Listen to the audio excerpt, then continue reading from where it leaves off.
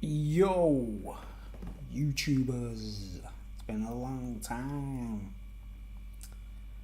I've been very busy working on all kinds of projects, just sussing things out, trying to work out ways where I can make a living rather than signing on Social Security. I get sickness benefit, by the way, folks, because I'm a nutcase.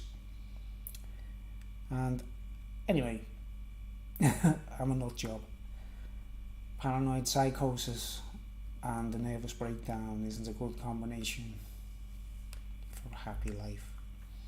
But anyway, I thought I'd do a subject matter today. I'll do a little speech, and this is the first time I've tried this gadget, me Zoom thingy with the built. It's useful because it's got built-in microphones, you see, and I don't have to rig up a microphone on the stand or nothing, and I can just switch the thing on in OBS Studio, and the microphones are built in and it picks the sound up, and you have to turn the volume off, folks, if it's a bit quiet or whatever. I'm being careful with the levels because every time I tried this recently it was overloading and it was like so I do recording, and then I did an entire speech about alien greys once and it was just ruined basically because the sound.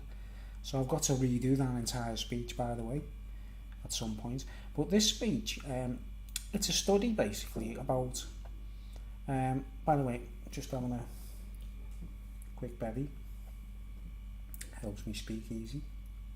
Go to the speakeasy, please. I'm a what's the word? I'm a Viking. A Viking and his beer cannot be parted. So, by the way, Duke said hello to everyone. Oh, Duke said hello to everyone. Say hello to everyone, Duke. Number one in a dog. I think you still think I've got mad. But anyway, today's speech, right, folks, it's about heavy metal, right? And I actually, as a guitar player, right, folks, I came from the punk background. I was into a lot of punk bands, Sex Pistols and stuff like that, right? And it was mainly the sound of the music. It wasn't the controversy, it wasn't the anarchy, none of that stuff. And even when I was a punk rocker, when I was younger, teenager, I couldn't really afford to get off my head. I couldn't afford to drink much or do drugs or nothing like that. So I was kind of boring, right? And when we started the band and all that stuff, we were basically drug free. We every now and then we'd had some downers or tablets or something like that, right? Or whenever we got enough money together, we'd buy some cans of beer or whatever. But trust me, folks, compared to most punk bands, we weren't hellraisers. We were kind of, whenever we raced, we didn't get drunk, we didn't do drugs, we didn't get high, we didn't smoke weed, didn't start smoking weed regularly until I was 25, 26, right? So, even as a punk rocker, I was kind of it was like the Green Cross code of rock music, basically, you know what I mean? Cross the road carefully in that way.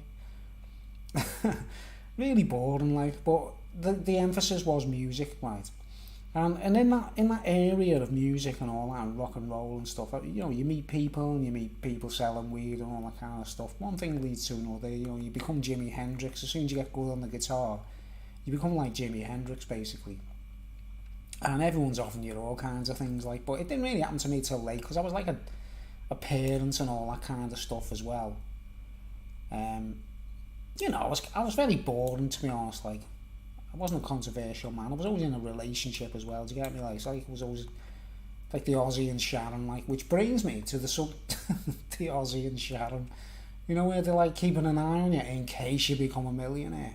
If I had to become a millionaire, I don't know where I'd be now. I'd probably be married. I've been married to the same woman for years, and skint. Where like, or drained mentally and physically. Drug habits and everything. All the money would have been. Think about it. Once you're earning millions, you just don't count it, do you? Let's face it. If you've got a woman next to you who's keeping an eye on everything, she could be helping herself to everything, right? And I suspect that anyone in the heavy metal world, right, they're all serving what we call, in the Bible, we call the dragon and the beast, aren't they? There's got to be a leader that they all serve, because everything is so cliche and stereotypical. right, it's all so stereotypical.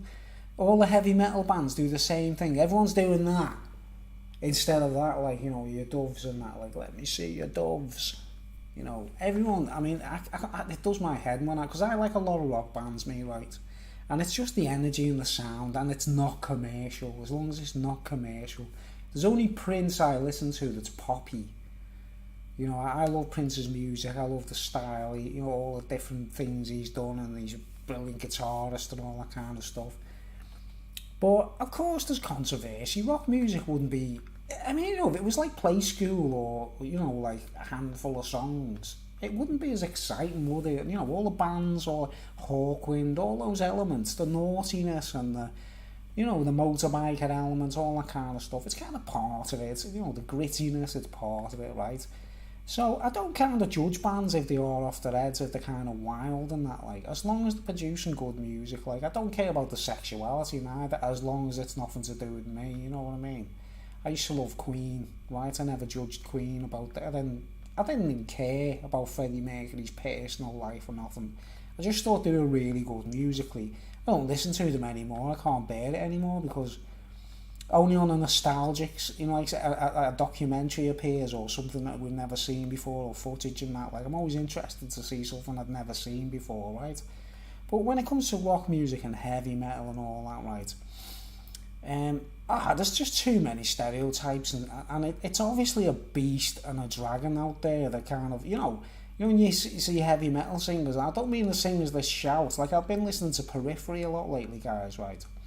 And I like them because they're skillful, they're great musicians. I mean, they're quite heavy. The drum, I was wanted to be a drummer myself, right? They never wanted to play a guitar, you know. Got into that by accident, basically. It's like, I love listening to drummers from way back when I was a kid, listening to Buddy Rich and stuff, right? But anyway, you get into the heavy metal circles, right, and there's loads of people, and they're all devil worshippers, do you know what I mean? They're all kind of off their heads, and they sort of, it gets to the point where they take it so for granted. Anything other than devil worship, they can't accept it. Like, now, you might have noticed on my channel if you go right back to the very start of my channel, there's some Delirious clips, a band called Delirious, who I recorded myself, and they're a Christian rock band. You know, it's one of the best live shows I've ever seen in my life, guys. They really knew how to play them, you know, they're like really energetic music, you know what I mean? And the crowd, like, they're praying, it's like a church, it's like, it's different, it's not like the usual concerts, you know. No one's on drugs, no one's drunk. I mean, I was the only one drunk, well, the woman I was with, we were the only ones drinking in there that night in the Delirious gig. Everyone else was buying lemonade or spring water at the bar. We were buying beer, like. And I was just like there because I wanted to see them rock. I didn't even care about the worship band elements of it. Like, it's just a little bonus if you do believe and all that, right? But one of the best bands I've ever seen, ever, man. I can't watch them without getting a lump in my throat and buzzing off them. I love them still. I think they're a great band, and they split up as well. They could have made more money. Like, they could have been, well, they cracked America. But in comparison, you got like your heavy metal world, right? And everyone's like, you know, I do listen to some controversial stuff like Killing Joke. That's a band I'm quite fond of musically and artistically. Periphery, like I say, which brings me to, like, a while back, I actually, a few years back, it was about 91, it was just before I went mad, actually, I actually met Black Sabbath, right, folks, and, well, I didn't actually meet all of them, I didn't speak to all of them, but it was when Ronnie James Dio was singing for them, right, and so one of my friends was in a band in Liverpool, and his band happened to be in a studio in Liverpool recording their demo or an EP or whatever they were doing, yeah? And it just so happened in the same studio, Black Sabbath were there making one of their records with Ronnie James Dio, right? Tony Iommi on guitar, obviously I think it was Geezer Butler still on the bass. And the drummer was, what's his name? Carmen Appice. I don't know if I pronounced that right. You know, Vinny Appice, the drummer of... he's Carmen Appice's son, you know, the guy that actually everyone gives credit to John Bonham for that style of drummer, like, and it really was Carmen Appice that Carmen Appice. Well, his son Vinny, a PCE, was there as well, right? But I was like, I'd been in work and that, like, and my mates gave me a call and said, Bruce, come to this, you were going in the studio and like, you want to come and meet Black Sabbath and that, like, and I wasn't bothered about I've never really dug Black Sabbath, right? With Ozzy Osbourne especially, I honestly can't stand it, right? But I always appreciated Tony Iommi's guitar work, right? I think Tony Iommi's a really good guitar player, right? Now, it's infamous that the stuff they got up to and the things they've done. I mean, he's been ill and all kinds of stuff, hasn't he? So, you know, they've all gone through a bad patch, haven't they? Because of the, you know, whatever, the backstage parties or whatever. But anyway, I actually shook hands with Ronnie Dio that day. I wasn't really bothered about meeting Black Sabbath. I mean, Tony Iommi was standing behind me talking on a phone and that, like, I was thinking, wow, I can't believe it, Tony Iommi's in the same room, like, you know, it was mad. I didn't even say anything to him. I didn't even go up to him and say, oh, man's pleased to meet you and that, like. But I shook hands with Ronnie James Dio, who's gone now, R.I.P. And he said, I mean, you know, people might say they're all in the same thing, but he was a great singer. That's the way all I looked at. I thought he was a really good heavy rock singer, right? I can't stand Ozzy Osbourne singing. I think he's crap, you know what I mean? He's got to have like multi-layers on his voice and stuff. I think he's one of the most overrated singers on earth, you know. But it's obvious that there's a devil worship element. Ozzy Osbourne, you can see it in the documentary where he's like, I'm Lucifer, the Prince of Darkness, Bubbles. You know, he's actually admitting it, that Lucifer's pulling his strings, for crying out loud, you understand, right?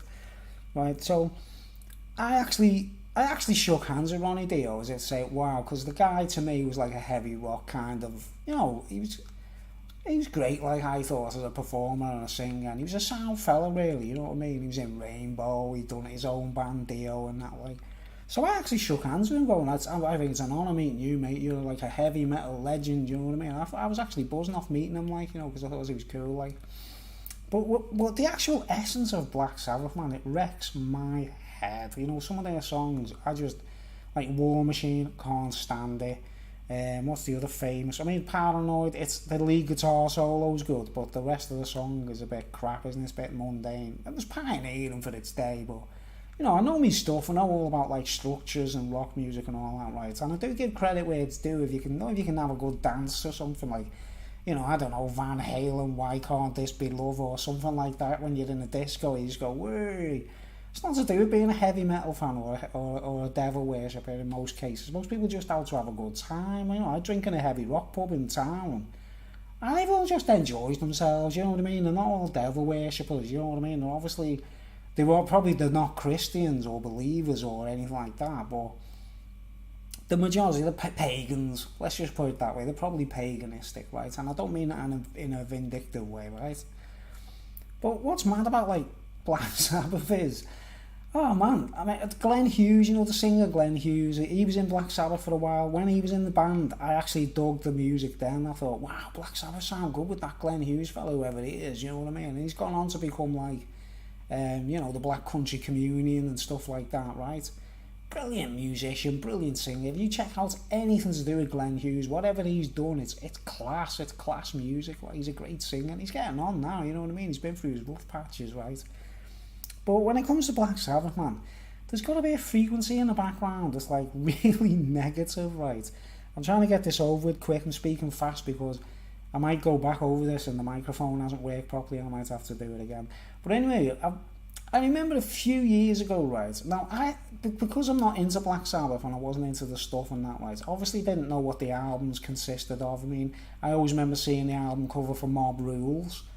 And it's like, you know, Mob Rules is the Romans, isn't it? In the Gladiators, you know, like Mob Rule, you know, where they decide whether people live or die. So there's obviously a Roman element to it, like. But, like,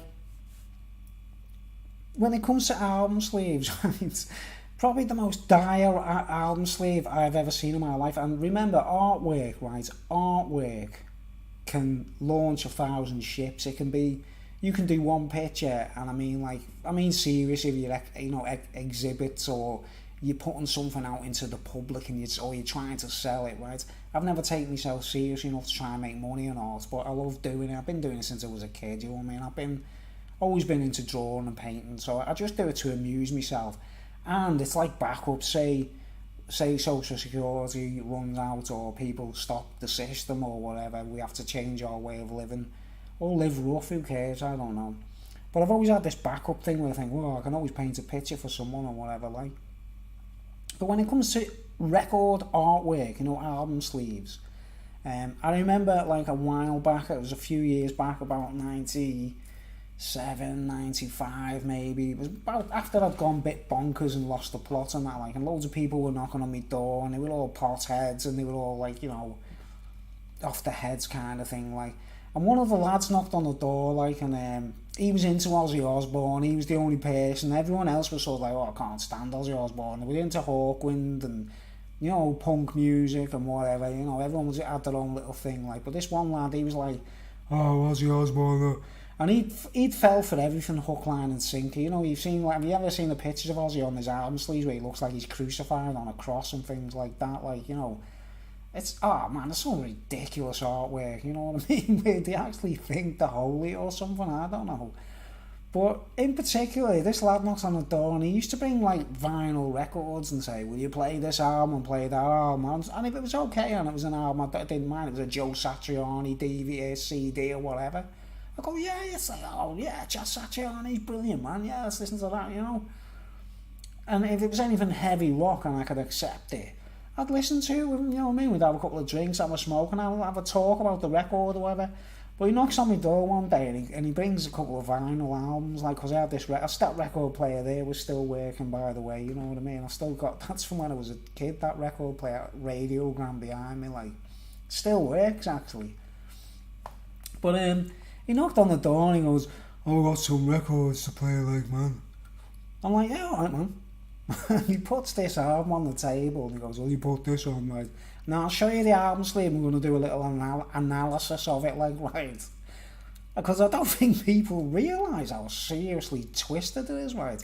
And the reason I'm talking about it is because every now and then, when you turn your lights off in your room, in your bedroom, and you go to sleep or whatever, in darkness and the elements of air, right, that's where anything demonic or satanic can try and plague our minds or harass us. Now, it's got to a point with me, right, folks, I've got used to it. It doesn't even bother me anymore, you know what I mean? If there was like 50 cockroaches walking across my bed, I just go punch their heads in or whatever, you know what I mean? But I've noticed when I'm in bed, sometimes in the morning I'll be asleep and it's like a snake's hiss, right? This is why I'm mentioning it, right? This album sleeve, right? It's like, like it tries to wake you up. It's like, it's annoying, man. It's like, and I've got, it's been happening to me for years, like for the last few years, man. I'm like, if I ever find out who's behind it, right, guys, if you're watching this video and I found out who's behind the harassing me in the mornings or in the early hours or whatever, like, I'm gonna punch your head in one day, I promise you, like, whoever it is, like. But anyway, this is what makes me think, it was going on, and I thought, you know what, this is like, I'm going to analyse this album sleeve, and like, and artwork, right, I did look into it, who the artist is and all that, like, but to create a dodgy image in the first place, right, folks, you've got to have a dodgy mind, haven't you? If it's satanic or evil or it's anything but godly, right? I don't want to be, like, I'm not trying to be religious, I'm not trying to be, like, oh, I'm a goody two-shoes and all that, like, let's see your doves. I'm just trying to tell you that, like, a lot of these kids, these heavy metal kids, fall for it, and they don't realise how serious the implications are, or satanic in some of the artwork and things, right? I mean, look at all the bands, like Slipknot. I could listen to Slipknot and stuff like that. If the musicianship is cool and that, like, but they've all got a track record of either people committing suicide, people dying, people going to rehab, too many drugs, you know what I mean, where they're like, downing bottles of Jack Daniels and that, like, the devil's in them. Obviously the devil's using them like a tool, isn't it, to wreck their own brains, you know what I mean? I'm 54 now and I feel like a teenager, you know what I mean? I actually still feel like I feel better than I did when I was a teenager, you know what I mean? But anyway, because I've never sold my soul, I've never had a record deal, I've never accepted any large amounts of cash for music or anything like that, right? I haven't sold out, basically. We come from, like the Sex Pistols influence, right? But anyway, this guy knocks on the door, back to the point, and he goes, oh, you put this album on. And he puts the sleeve on the table in front of me. Obviously an album sleeve, you can see the full picture, you know, because it's quite, you know, that vinyl sleeve. And I'd never seen it before, never seen the picture. I'd heard of the record and all that, right? And I looked at the picture and I just looked at it and went, I won't swear, right? I'm trying not to swear for people, you know, in case people don't like the swear words, right? I'll go, that beep, beep, beep album ain't going on my record player, period. Just because of the picture sleeve, right? And he's like, it's only, you know, Black Sabbath album, like, you know. He didn't understand the severity of it, like, but he was the kind of person to be, like, into Dungeons and Dragons and, oh man, you know, like, the Beast and the Dragon, basically, you know, that heavy metal area. I mean, look what Game of Thrones is doing, folks. It's making people think that dragons are amazing. Do you understand what it's doing to people's heads? Not, you know, I can understand that there's some kind of dragon that's like friendly or something like, but these are kind of like menacing, like, you know, like the film Reign of Fire and stuff like that. I don't know what to say. But anyway, I'll show you the picture that this album sleeve, right? Any of you's got like a nervous disposition or you don't want to see these kinds of like gruesome like images, it's only a record sleeve, right, folks, right? But man, it's gruesome, you know what I mean? I'll try and zoom into it or whatever. I don't know if I can get this to function where I zoom into, but I'll leave the sound on. I'll put my picture in the corner, right? And there we go, there it is, right? And let's bring it right into the center.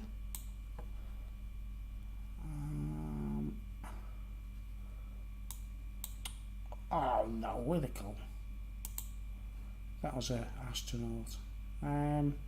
Oh, right.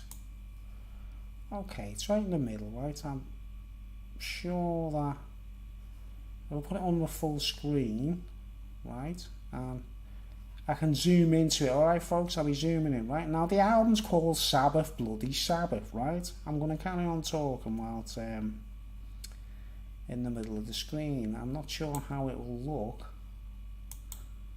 But anyway, I don't know if you can see that, right, folks. I don't know how it looks. All I can see is the album sleeve on my screen, right? But I'm going to do an analysis of it anyway. So here we go, some zooming in, right?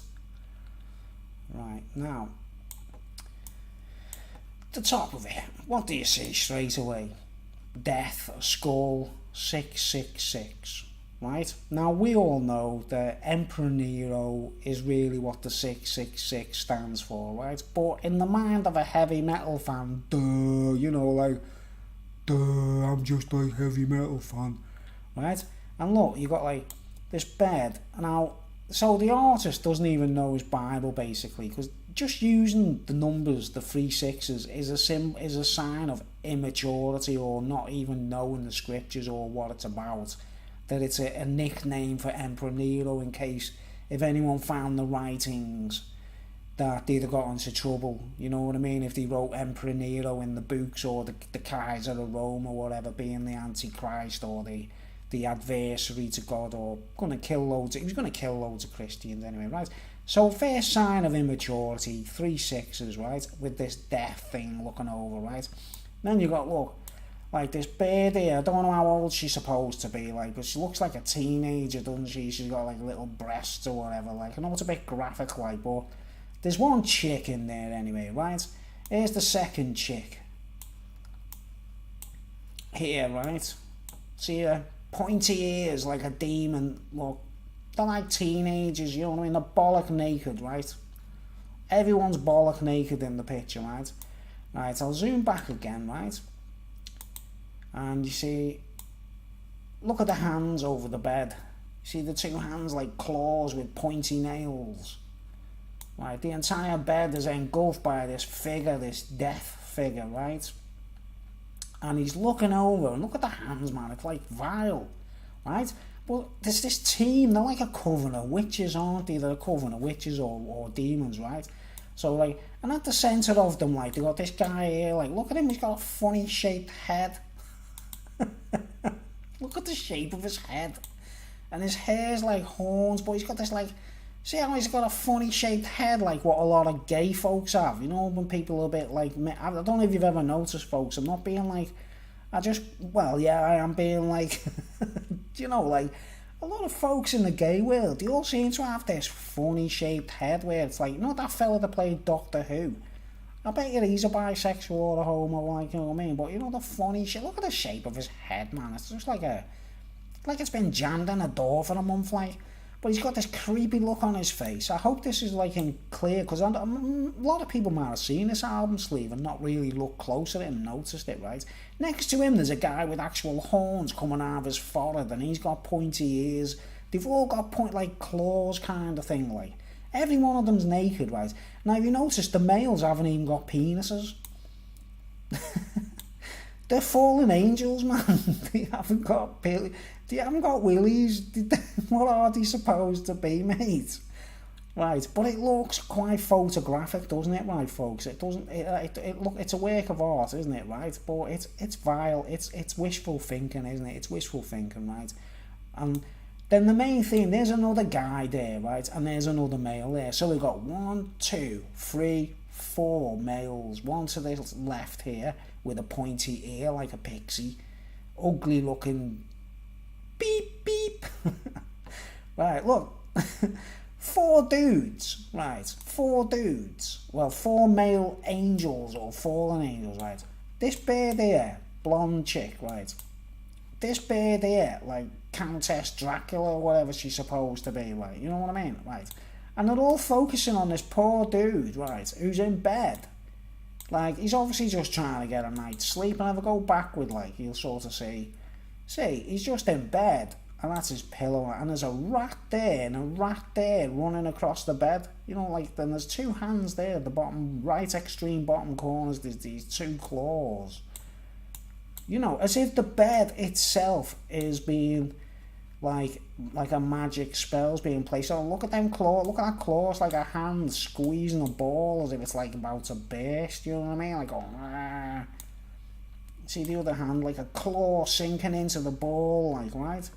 And if you look close, the guy in the bed, he's like looking at the camera, like helplessly, he's like, help, help, but look at what's around his neck, guys. I don't know if anyone's ever noticed it, right?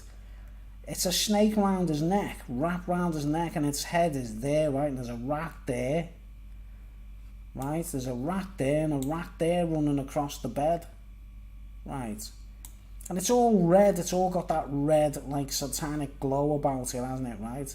See the rat running across the bed and a rat there, like, red rats, man, right?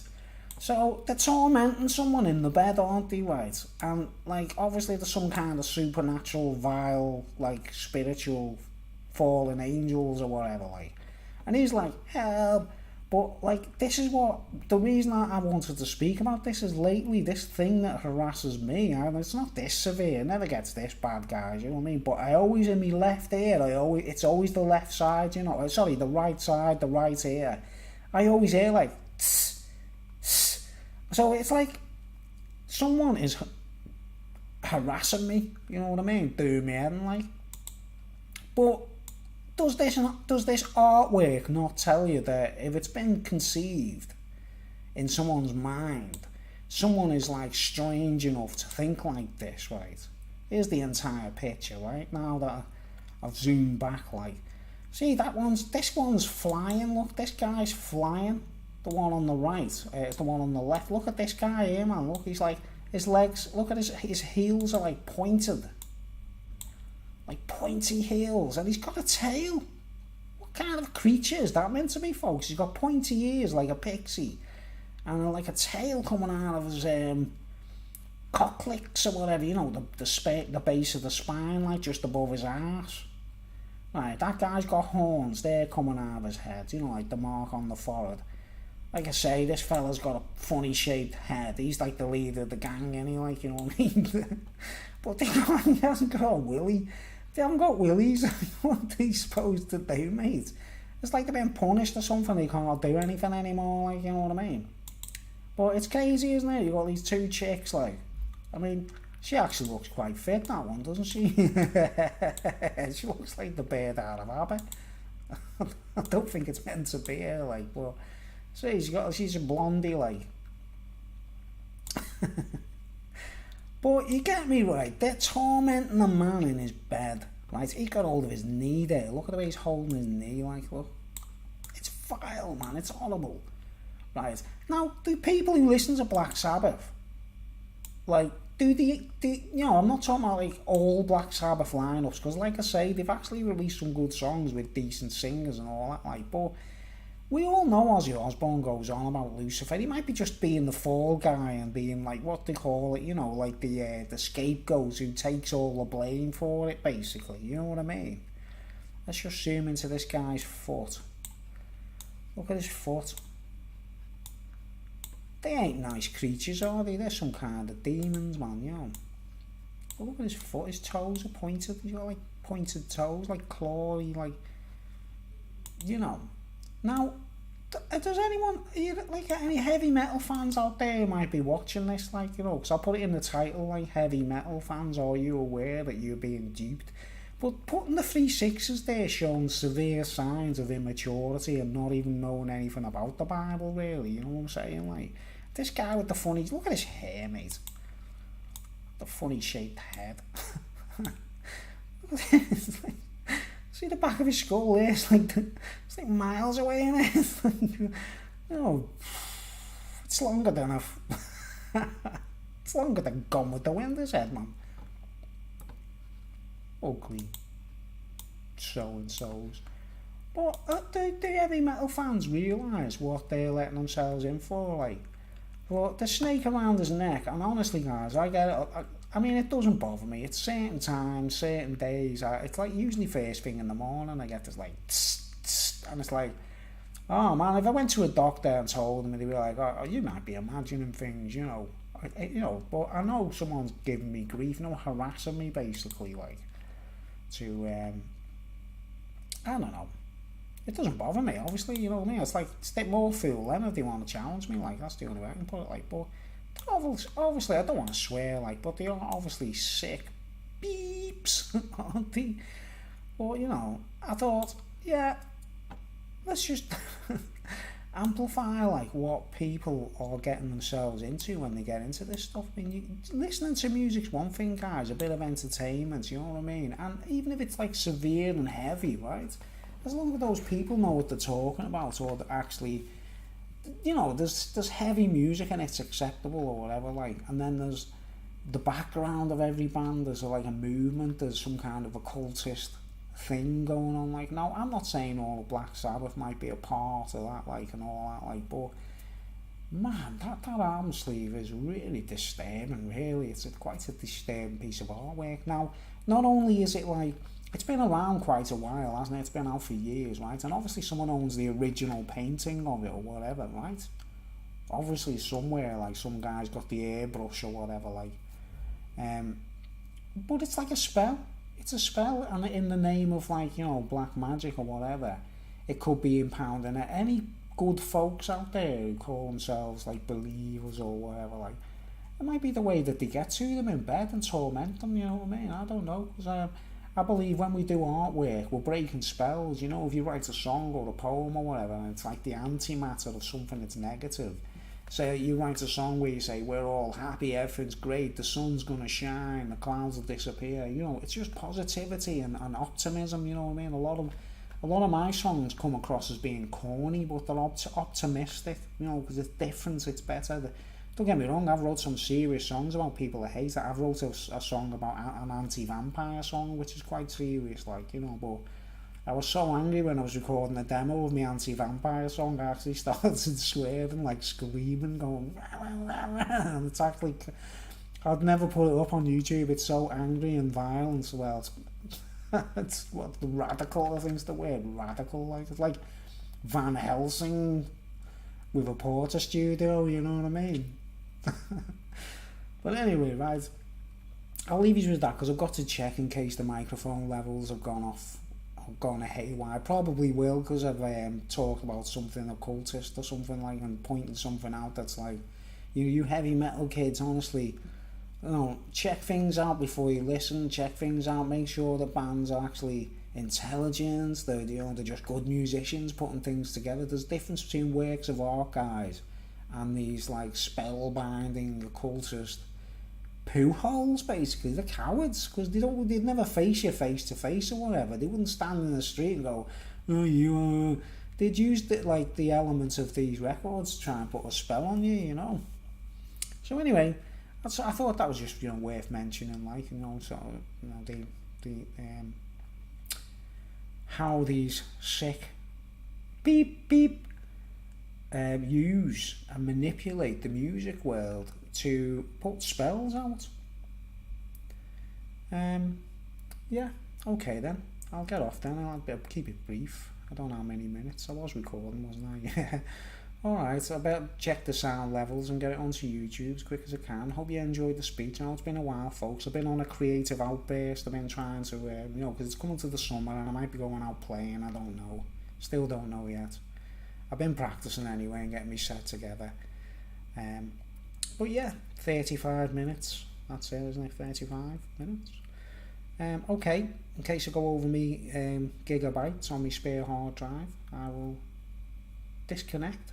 And thank you all for watching. And me subbers, it's gone up a bit.